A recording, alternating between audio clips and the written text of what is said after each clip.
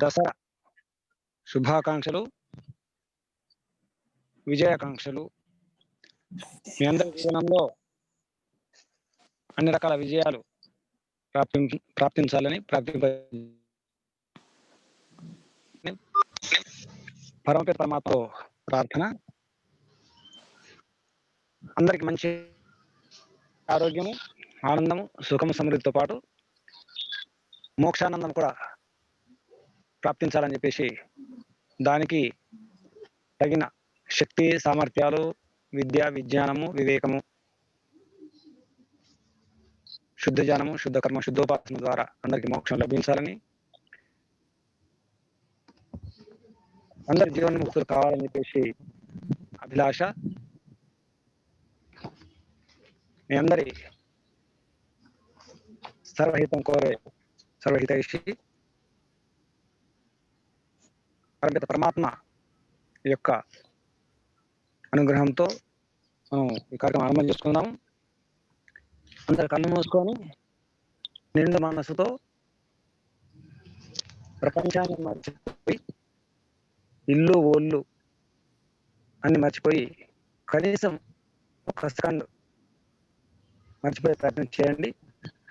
3 సార్లు నిజంగా ఓంకారం చేసుకునే ప్రయత్నం చేయండి. లోపలికి దిగండి, కళ్ళు మూసుకోండి, అంతర్ముఖులు అవ్వండి.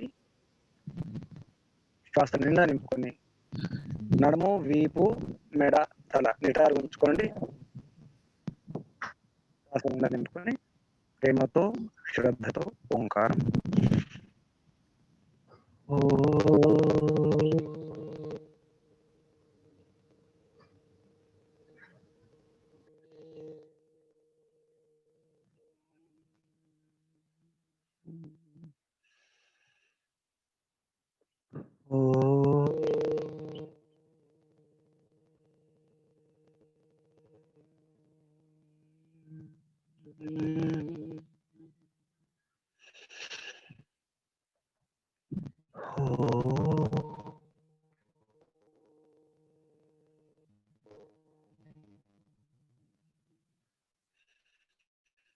శాంతి శాంతి శాంతి. సర్వే జనాః సజ్జనాః భవంతు, సర్వే సజ్జనాః సుఖినో భవంతు, సర్వే జనాః స్వస్థాః భవంతు. ఓం శాంతి శాంతి శాంతి. ముందుగా పరమపిత పరమాత్మ పురుషులకు, మనుషులకు, యోగులకు, ముందందరూ కూడా ధన్యవాదాలు అర్పిద్దాం. అందరి యొక్క అనుగ్రహంతో ఈ కార్యక్రమం చేసుకుంటున్నాం. బంధువులారా, మనం ఈ మంచి వాతావరణంలో, మంచి ఋతువులో, ఈ కాలం నిజానికి చలి కాదు, ఎండ కాదు, వాన కాదు, సమస్థితి. వాతావరణం అంతా కూడా సమస్థితిలో ఉన్న ఈ ఋతువులో, ఆశ్వజ మాసం శరద్ ఋతువులో ఉన్నాము. అందుకే జీవ శరద శతం అంటాం.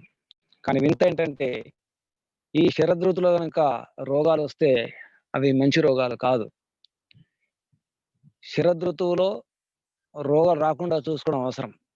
అందుకే మంత్రంలో ఈ శబ్దాలు వస్తాయి. ఓం తచ్చక్షుర్దేవహితం పురస్తాత్ శుక్రముచ్చరత్ పశ్యేమ శరదశతం జీవేమ శృణుయామ ప్రభ్రవామ అని చెప్పేసి శరద శరద శరద శరద అని చెప్పేసి చెప్పడం జరిగింది. శరద శతం, 100 శరద్ ఋతువులు బాగా ఉండాలి.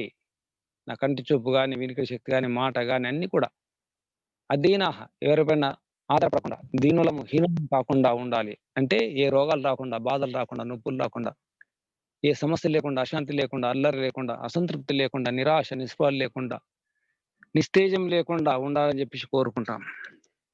అది ఉపాయం తచ్చక్షు దేవహితం. ఇక్కడ చక్షు, చక్షు అంటే నిజానికి పరమిత పరమాత్మ, అది పరమ చక్షు. దాని తర్వాత మనం కోరుకునేది ఈ బ్రహ్మాండంలో లేదా ఈ సూర్య కుటుంబంలో ఉన్నటువంటి చక్షు, సూర్యుడు. ఆ సూర్యుడి అనుగ్రహంతో సూర్యుని యొక్క సహాయంతో మనకి ఎన్నో రోగాలు రాకుండా ఉంటాయి. సూర్యుని వెలుగు లేకపోతే, ఎండ లేకపోతే, ఆ సూర్యరశ్మి లేకపోతే ఎన్నో సమస్యలు. చెట్లకు ఈ పత్రహరితం ఉండదు. ఆకుల్లో పచ్చదనం ఉండదు. సూర్యరశ్మి లేకపోతే ఎన్నో క్రిములు, కీటకాలు వస్తాయి. సూర్యుని ద్వారా ఎంతో శుద్ధి జరుగుతుంది.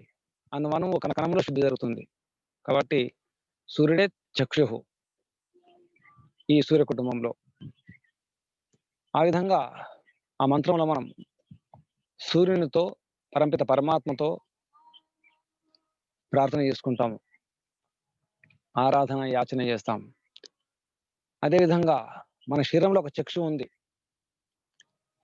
బ్రహ్మాండంలో లేదా సూర్య కుటుంబంలో సూర్యుడు ఎలా చక్షువో, నేత్రమో, నయనం. మన నయనం అంటే మనం నడిపించేది నయనం. ఆ నయనంలాగా మన శరీరంలో ఒక నయనం ఉంది. ఒక చక్షు ఉంది. దాని పేరు వీర్యం. వీర్యం తర్వాత ఓజస్సు వస్తుంది. వీర్యము ఓజస్సుకు మూలం. ఓజస్సు ఉంటేనే మన శరీరంలో తేజస్సు ఉంటుంది, కళ ఉంటుంది, కాంతి ఉంటుంది, బుద్ధి బలం ఉంటుంది, పరాక్రమం, వీరత్వం ఉంటుంది. ఇవన్నిటికి ముఖ్య ఆధారం శరీరంలో వీర్యం ఉండాలి. ఆ వీర్యం ఎంత కాపాడుకుంటే అంత మంచిది. బిందు పాతేన మరణం, బిందు ధారణేన జీవనం. బిందు అంటే వీర్య బిందు. బిందు పతనం చేసుకుంటే, పోగొట్టుకుంటే అది మరణానికి దారితీస్తుంది. ఎవరి శరీరంలో అయితే వీర్యం తక్కువ ఉంటుందో వాళ్ళు నిస్తేజంగా ఉంటారు, నిరాశ నిస్పృహలో ఉంటారు, విశ్వాసం లేని వారుగా, భీరువులుగా, పిరికి పందలుగా ఉంటారు. సాహసం ఉండదు. కాబట్టి వీర్యం బాగా కాపాడుకోవాలి. ఈ మంత్రంలో ఇవన్నీ ఉన్నాయి. అందుకే జీవేమ శరదశతం. ఈ శరదృతువులో ఈ పని చేయాలి. శరదృతువులో బాగా వీర్యాన్ని కాపాడుకునే ప్రయత్నం చేయాలి. ఏ రోగం రాకుండా ఉండే అవకాశం ఉంది ఈ శరదృతువులో. కానీ రోగాలు వస్తున్నాయంటే ఏంటి? మన శరీరంలో సరైన వీర్యం లేదు, శక్తి సామర్థ్యం లేదు. అంటే ఇమ్యూనిటీ లేదు. ఇప్పటి భాషలో మాట్లాడితే ఇమ్యూనిటీ లేదు. రోగ నిరోధక శక్తి లేదు.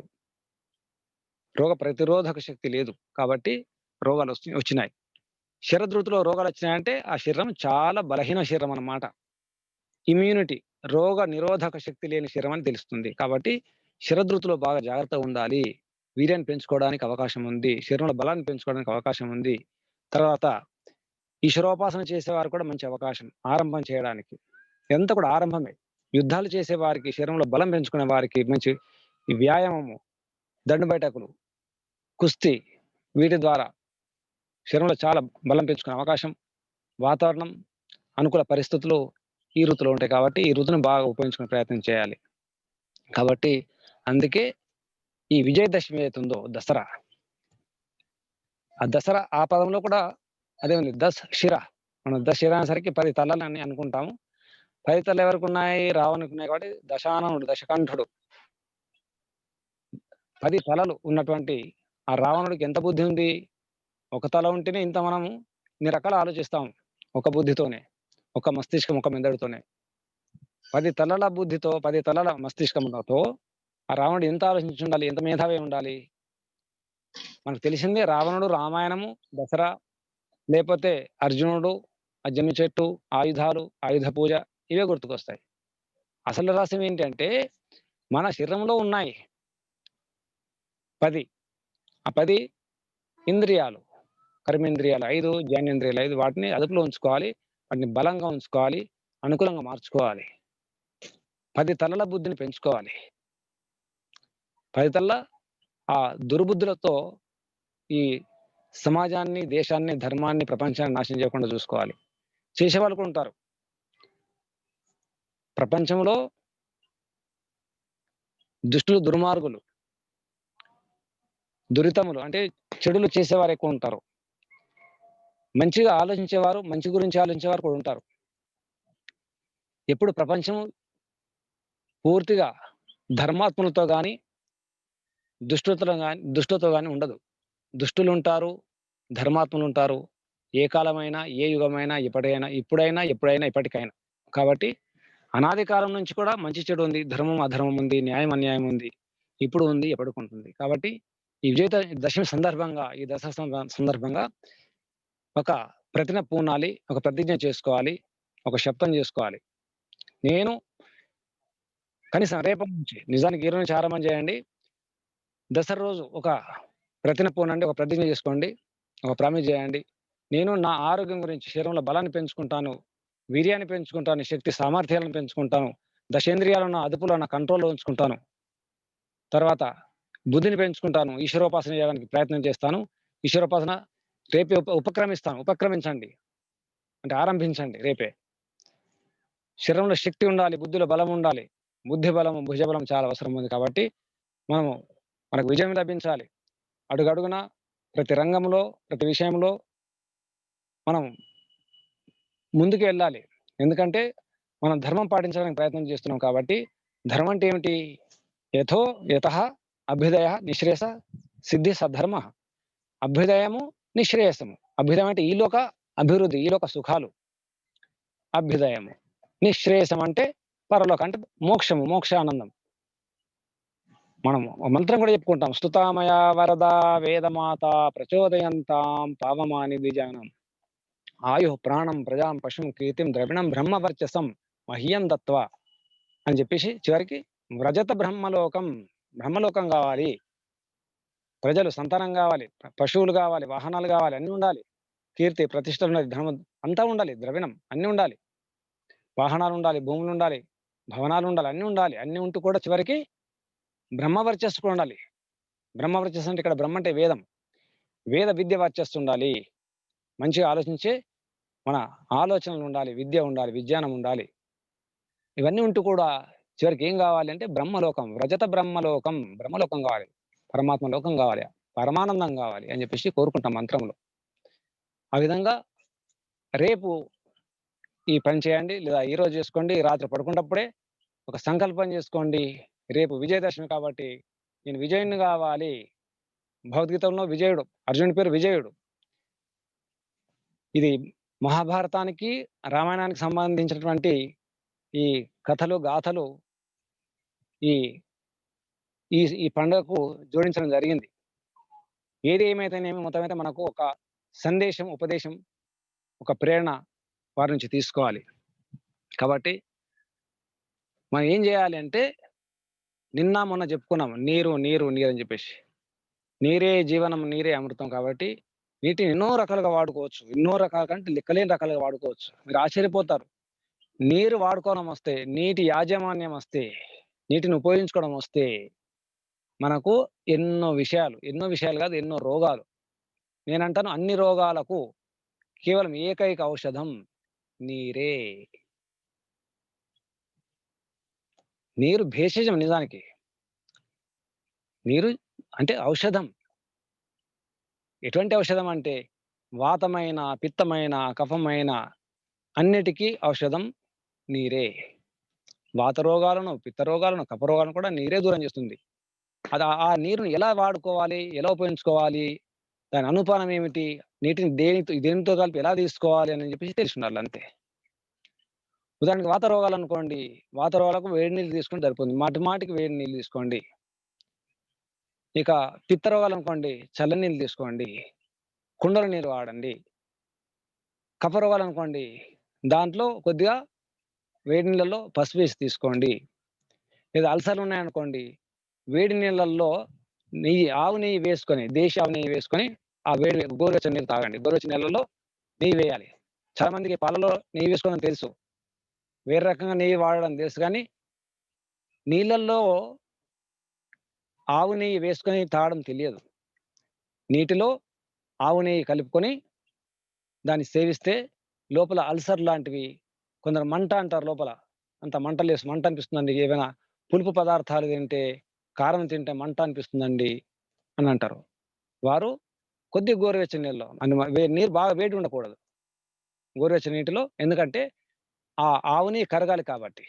మరి చల్లనీలో నెయ్యి వేసుకుంటే కరగదు. అది మలబద్ధకం చేస్తుంది కాబట్టి కొంచెం గోరువెచ్చని నీళ్ళలో వే నీ నెయ్యి వేసి ఒక గ్లాసు నీళ్ళలో ఒక స్పూన్ నెయ్యి వేసుకొని కలుపుకొని తాగి చూడండి. ఎన్నో సమస్యలు పోతాయి. ఇక నీటిని వాడుకొని ఇంకో రకం చెప్తున్నాను. అంటే వేరే రోగాలకు మోకాలు నొప్పులున్నాయి, కీళ్ళ నొప్పులున్నాయి, కాళ్ళ నొప్పులున్నాయి, చాలా సమస్యలున్నాయంటారు. వాళ్ళేం జేయాలి? నీళ్ళల్లో తినే సున్నం వేసుకోవాలి. అంటే పాన్‌లో, ఈ తాంబూలంలో తమలపాకులో వేసుకొని అందులో అది పచ్చి సున్నం ఉంటుంది. తడి సున్నము. ఆ సున్నాన్ని ఒక చిటికెడు ఒక వ్యక్తికి ఒక చిటికెడు సరిపోతుంది. తక్కువైనా సరిపోతుంది. అంటే ఒక స్పూను, ఒక టేబుల్ స్పూను సున్నం తీసుకుంటే 10, 20 మంది తాగే నీళ్ళని వాడుకోవచ్చు.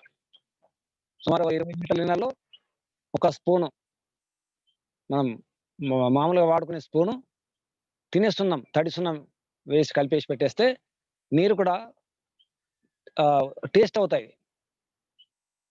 నీరు తియ్యగొస్తుంది.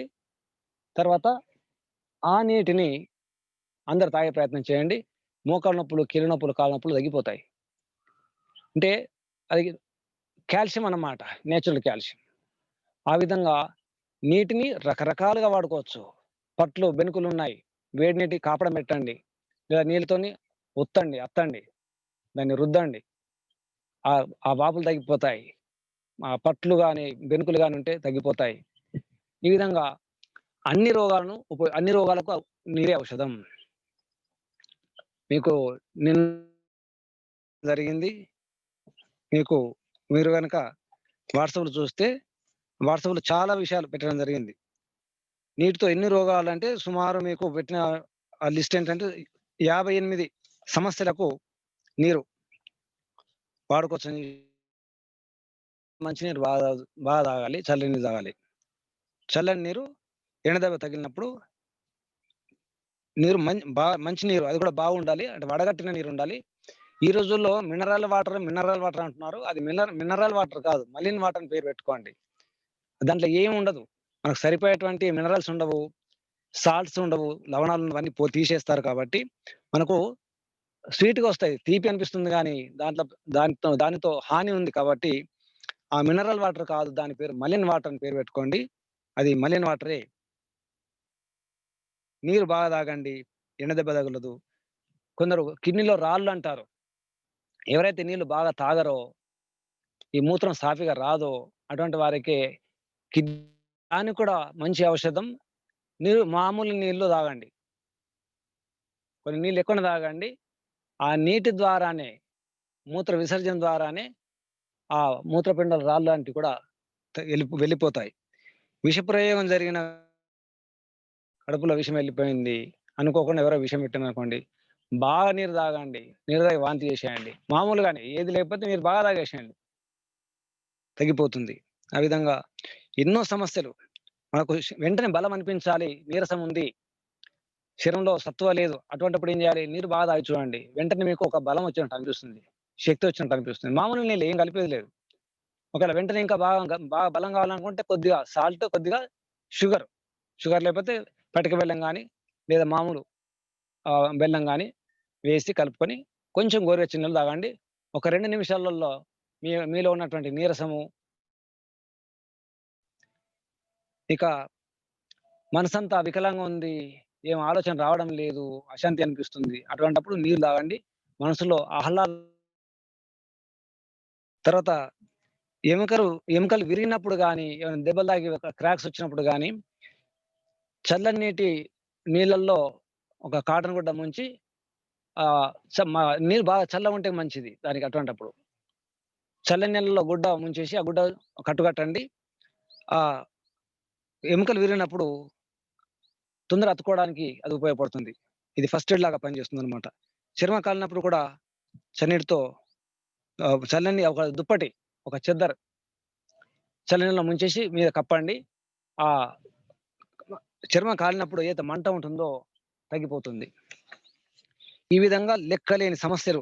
మీరు ఏ సమస్య చెప్పండి. జ్వరమొచ్చినా, కండల నొప్పులు, కీళ్ళ నొప్పులు, తర్వాత తలనొప్పి గాని, ఎసిడిటీ గాని, బంక విరేచనాలు, అమీబియాసిస్ గాని, గ్యాస్ ట్రబుల్ గాని, కడుపు నొప్పి గాని, నోట్ల పండ్ల నుంచి చీము రక్తం గారడం గాని, పంటి నొప్పి, ఎలర్జీకి ముక్కులోంచి రక్తం రావడం గాని, అజీర్ణం గాని, తర్వాత ఉబ్బుడు రోగం ఉంటుంది. శరీరమంతా ఉబ్బొస్తుంది. అప్పుడు ఏం చేయాలి? వేడి నీళ్ళు తాగాలి. వేడి నీళ్ళు తాగి బాగా వాంతి చేస్తుండాలి. అంటే శరీరమంతా అంత నంజు రోగం అంటారు. దాన్ని ఉబ్బుడు రోగం అంటారు. కొందరికి జలోదరం అవుతుంది. అంటే మొత్తం శరీరమంతా పొట్టలో కూడా మొత్తం జలం వచ్చేస్తుంది. అటువంటప్పుడు కూడా ఏం చేయాలంటే చల్లని నీళ్ళు అసలు తాగకూడదు. గోరువెచ్చని నీళ్ళు మాటి మాటి కొద్దిగా తాగుతుంటే అది పనిచేస్తుంది. దానికి సరైన మందు గోమూత్రం దానికి. ఉబ్బుడు రోగం, జలోదరం లేదా నంజు రోగం అంటారు. దానికి మందు గోమూత్రం వాడితే బాగుంటుంది. తర్వాత ఈ నిద్ర రాకపోతే కూడా చల్లనీళ్ళు తాగి కళ్ళకు చల్లనీళ్ళు కొట్టుకోండి, నిద్రొచ్చేస్తుంది. ఈ విధంగా ఎన్నో సమస్యలకు, తర్వాత స్త్రీల సమస్యలకు కూడా ఈ తెల్లబట్ట సమస్యలు గాని, ఎర్రబట్ట సమస్యలు గాని, వీటికి షుగర్‌కు, మూత్రపిండాల వ్యాధులకు, రక్త దోషాలకు, దగ్గు, దమ్ము, అలర్జీకి, అస్తమాకు, చర చర్మం బాగుండాలి, సౌందర్యంగా ఉండాలి. మన యొక్క అందం మెరగాలంటే కూడా ఆవిరి స్నానం చేసుకోవాలి. మలబద్ధకం ఉంటే కూడా శరీరమంతా ఈ మన ఛాతీకి, పొట్టకు ఈ వేడి నీళ్ళు, తర్వాత చన్నీళ్ళు, వేడి నీళ్ళు, చన్నీళ్ళు చేస్తే ఆ పొట్టలో కదలికొచ్చేసి మలబద్ధకం పోతుంది. ఈ విధంగా ఎన్నో సమస్యలకు మనం వేడి నీళ్ళను ఉపయోగించుకోవచ్చు, చన్నీళ్ళను ఉపయోగించుకోవచ్చు. ముఖ్యంగా వేడి నీరు ఎప్పుడు ఉపయోగించుకోవాలంటే ఉబ్బసం, కీళ్ళవాతం, చర్మవ్యాధులు ఉన్నప్పుడు గోరువెచ్చని నీళ్లు ఉపయోగించడం మంచిది. దానివల్ల శరీరం లావు కూడా తగ్గుతుంది. తర్వాత పసిపిల్లలకు, వృద్ధులకు గోరువెచ్చని నీటితో స్నానం చేయించాలి. అది వేడి నీళ్ళు సామాన్యంగా. ఇంకా మన కాపడాలు పెట్టడం, ఎక్కడ నొప్పులున్నప్పుడు కాపడం కూడా వేడి నీళ్ళల్లో కొంచెం మనం మామూలు కల్లుప్పు అంటాము, దొడ్డుప్పు అంటాము. ఆ ఉప్పు వేసి నీళ్ళల్లో కాటన్ గుడ్డ ముంచి కొన్ని నీళ్లు పిండేసి దాన్ని ఒత్తుతుండాలి. దానివల్ల కూడా మనకు సమస్యలు పోతాయి, నొప్పులు పోతాయి. ఇక వేడి నీళ్ళ సంచి గాని, వేడి వేడి ఈ బాటిల్‌లో నీళ్ళల్లో అది మామూలు బాటిల్‌లో వేడి నీరు పోసి, ఆ బాటిల్‌ని నీళ్ళని ఉపయోగించుకోవడము. ఎక్కడైతే నొప్పి అనిపిస్తుందో అక్కడ పెట్టడము, వాపులుంటే కూడా పెట్టడము, ఇవన్నీ చేయాలి. ఈ రకంగా ఎన్నో రకాలుగా మనము నీటిని ఉపయోగించుకోవచ్చు. అయితే ఇక్కడ సమస్య ఏంటంటే, మనం నీరుని ఎలా ఉంచుకోవాలి? ఎలా ఎటువంటి పాత్రల్లో భద్రపరచుకోవాలని చెప్పేసి కూడా ఉంటుంది. మనందరికి తెలుసు ఒకప్పుడు ప్రతి ఇంటిలో, ప్రతి గుడిసెలో, అడవిలో ఉండే అడవి మనుషుల్లో కూడా, గిరిజనుల్లో కూడా ఇత్తడి బిందెల్లో నీళ్లుండేవి. అందరి ఇళ్లల్లో ఇత్తడి గాని, ఇత్తడి బిందెలు గాని, ఇత్తడి చెంబులు కూడా ఉండేవి. ఇత్తడి లేకుండా సామాన్యంగా నీళ్ళుట్టి, ఇత్తడి అంటే రాగి, తర్వాత ఇతర లోహం కలిస్తే ఇత్తడవుతుంది. అంటే మొత్తం ఇత్తడనేది సహజ ధాతువు కాదది. లోహం కాదు. అది భూమిలో లభించదు. రాగిలో జింకో ఏదో కలుపుతారు. కలిపితే అది ఇత్తడవుతుంది. కాబట్టి ఇత్తడంటే రాగే మళ్ళీ. మీరు గమనిస్తే ఇత్తడి బిందెలో గమనిస్తే లోపల రాగి కనిపిస్తుంది మనకు. కాబట్టి ఇత్తడి బిందెలు వాడుకోండి. ఇత్తడి చెంబులు వాడండి. ఇత్తడి పదార్థాలు పాత్రలు వాడండి. కళాయి అంటే తగరము పూత వేస్తారు. తగరం పూత వేస్తే అది కళాయి అంటారు. ఆ విధంగా ఇత్తడి పాత్రలు వాడుకోవడానికి ప్రయత్నం చేయండి. ఇత్తడి పాత్రలు నీళ్ళకి మంచిది. ఇంకా నిన్న చెప్పడం జరిగింది. నీటిని శుద్ధి చేసుకోవడానికి చిల్ల గింజలు వాడండి. లేదా పటిక, ఇంగ్లీష్‌లో ఆలం అంటారు. హిందీలో ఫిట్కరీ అంటారు. ఆ పటికను ఒక 2, 3 సార్లు నీళ్ళలో తిప్పి ఒక గడ్డ తీసుకోండి. ఒక ముద్ద లాగా ఉంటుంది. అది తీసుకొని ఇగ కేక్స్ దొరుకుతాయి. నీళ్ళలో 2, 3 చుట్లు తిప్పేసి పక్కన పెట్టేసేయండి. నీరు శుద్ధవుతుంది. ఇది మామూలుగా సహజంగా అంటే చిల్ల గింజలు వేసి పెట్టుకోండి. దానివల్ల కూడా శుద్ధవుతుంది. లేకపోతే ఈ తామర, కమలం అంటాం. ఆ కమలం యొక్క మూలాలుంటాయి. గడ్డలు అవి కూడా నీటిని శుద్ధి చేస్తాయి. ముత్యాలు కూడా నీటిని శుద్ధి చేస్తాయి. ఇక మామూలు అందరికి మనకు తెలుసు వస్త్రంతో అంటే కాటన్ గుడ్డతో వస్త్రంతో వడగట్టుకొని నీళ్ళు తాగండి. మనకు మనుస్మృతిలో శ్లోకం వస్తుంది. దృష్టిపూతం నసేత్పాదం వస్త్రపూతం జలం పిబేత్. వస్త్రంతో వడగట్టి నీరు తాగండి అని చెప్పేసి మనుస్మృతిలో కూడా మౌన మహర్షి చెప్పడం జరిగింది. అన్నిటికంటే మనం ఇంకా అనుకుంటే చిల్ల ఇక నిన్న ఇంకో విషయం చెప్పడం జరిగింది. అది మట్టి పాత్రలో నీళ్లుంచండి. ఆగండి. ఆగిన తర్వాత నీళ్లు తాగండి. ఒక అరగంట ఆగిన తర్వాత నీళ్లు శుద్ధైపోతాయి. ఆ పైనుంచి లేదా మధ్య నుంచి నీళ్లు చాలా శుద్ధంగా ఉంటాయి. నీటి పాత్రలో నీళ్లు సహజంగానే శుద్ధైపోతాయి. దాంట్లో చెత్త, చెదరము, మట్టి అంతా ఉంటే కిందికి అది అడుక్కు కూసుంటుంది. ఆ మడ్డి లాంటి పదార్థం అంతా కింద కూసుంటుంది.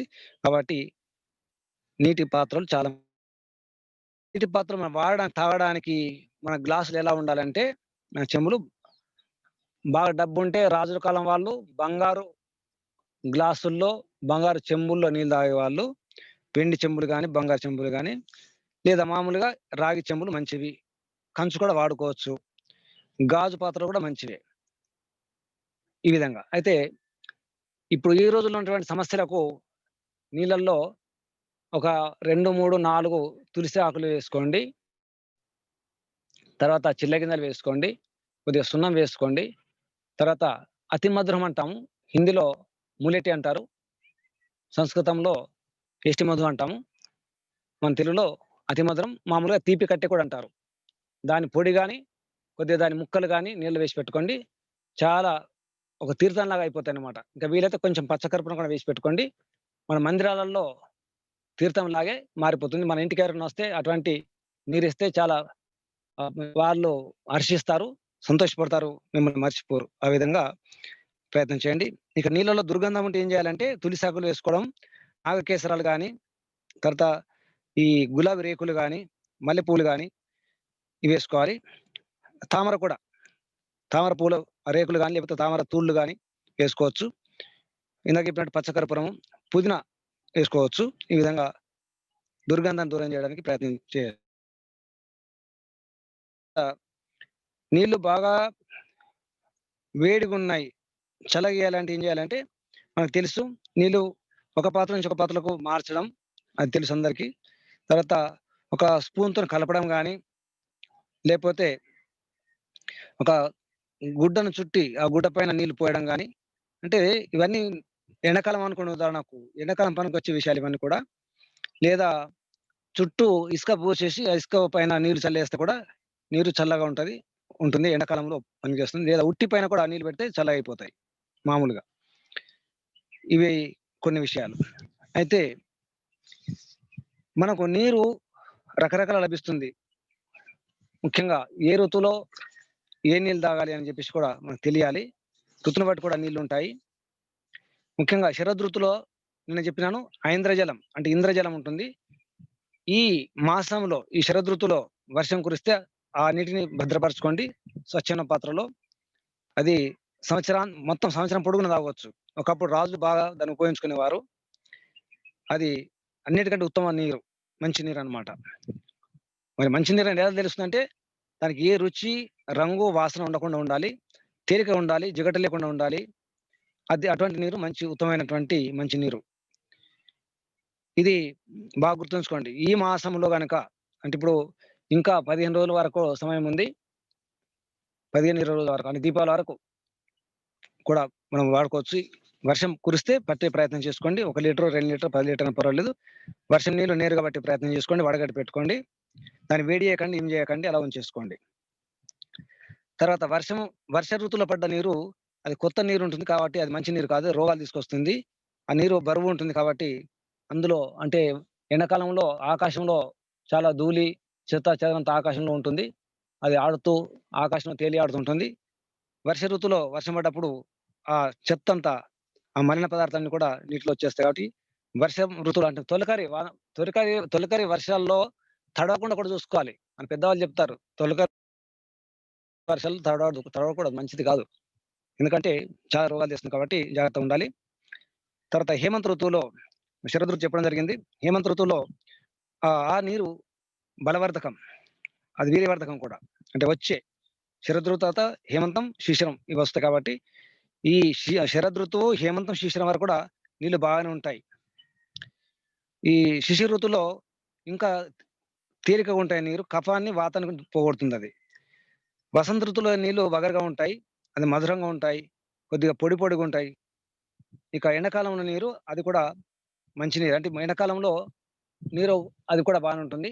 కానీ ఈ శరదృతువు, హేమంత ఋతువు, శిశిర ఋతువులో పడ్డ నీరు మంచి ఋతువు. మంచి నీళ్లు.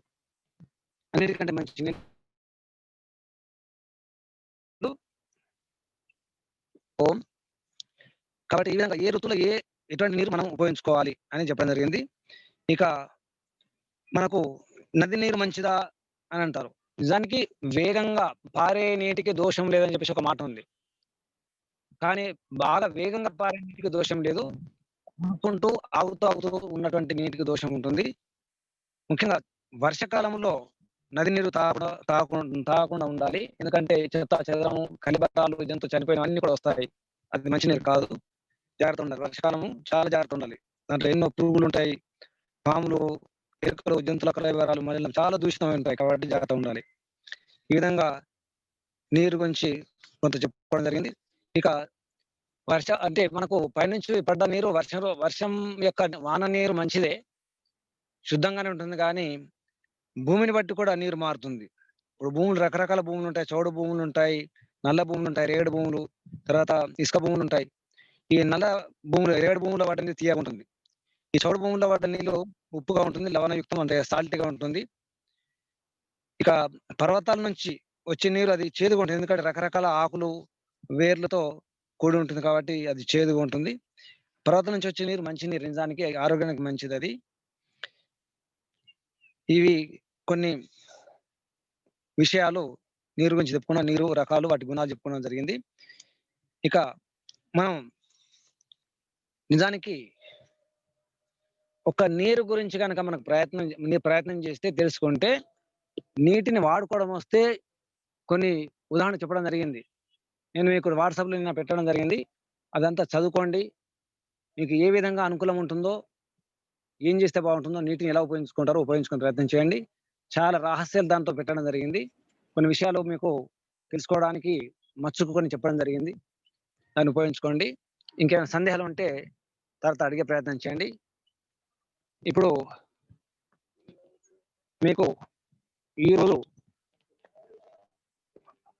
చెట్టు మూలిక దసరా కాబట్టి ఇక్కడ తెలంగాణలో బతుకమ్మ అని చెప్పేసి చేస్తుంటారు. బతుకమ్మలు ముఖ్యంగా తంగేడు పువ్వులు, తర్వాత గునుక పువ్వులు వాడుతుంటారు. ఇది గునక పువ్వు. ఇది ఉంటుంది, పచ్చి రంగు ఉంటుంది. ఇది గునక పువ్వు. బతుకమ్మల అంటే దసరా కంటే ముందు నుంచి బతుకమ్మలు ప్రారంభం చేస్తారు ఇక్కడ ప్రాంతంలో. బతుకు అమ్మ కాబట్టి ఈ గుణకప్పుల గురించి ప్రయత్నం చేద్దాం. గుణకాపు గురించి, తర్వాత తంగేడు, ఇదేమో తంగేడు,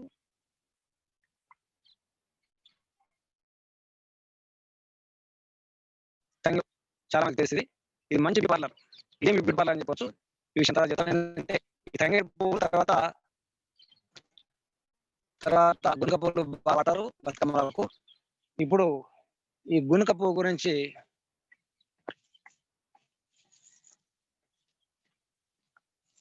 ఓం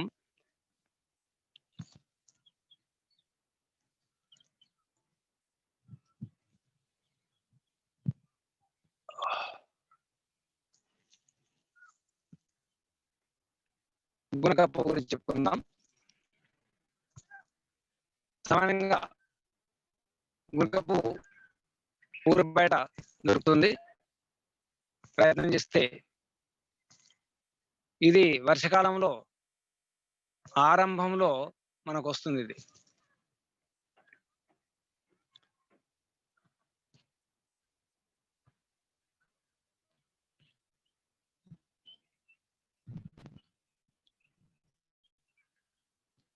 ఓం అందరికి వినిపిస్తుందా? ఓం వినిపిస్తుంది గురు, వినబడుతుంది.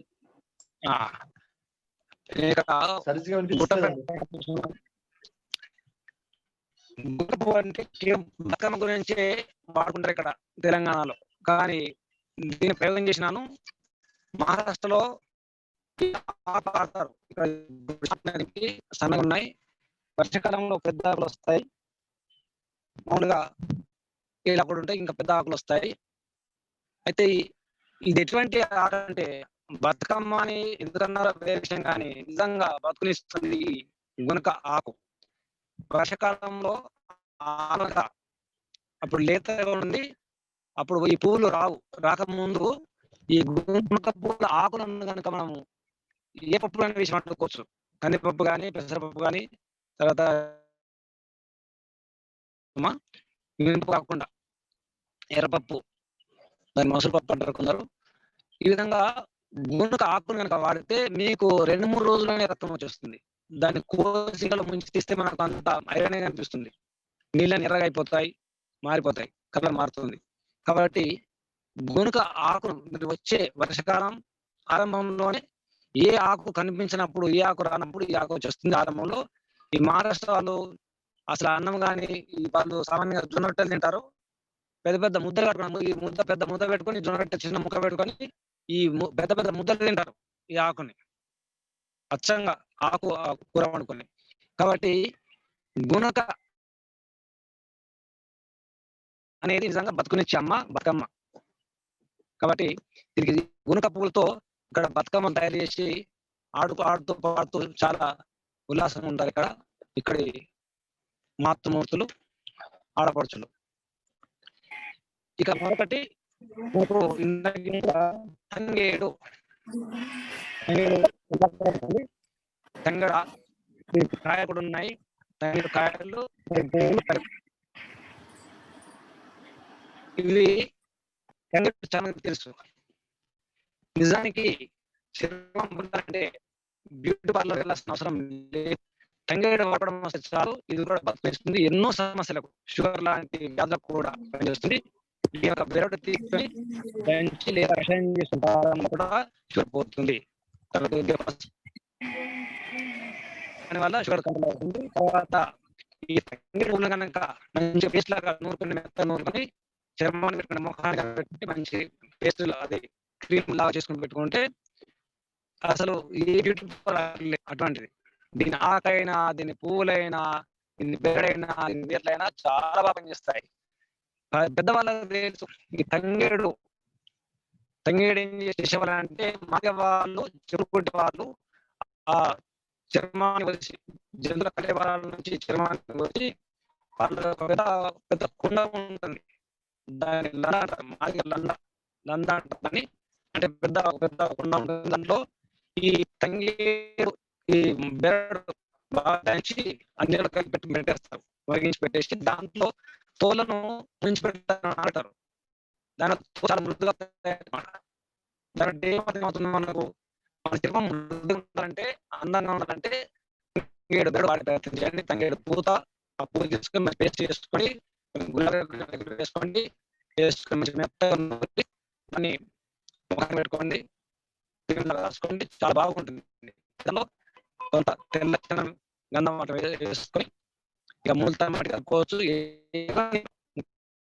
ఉండాలి. నిజానికి ఈ ఆడపడుచులకు చాలా అందాన్ని ఇచ్చేటువంటి చెట్టు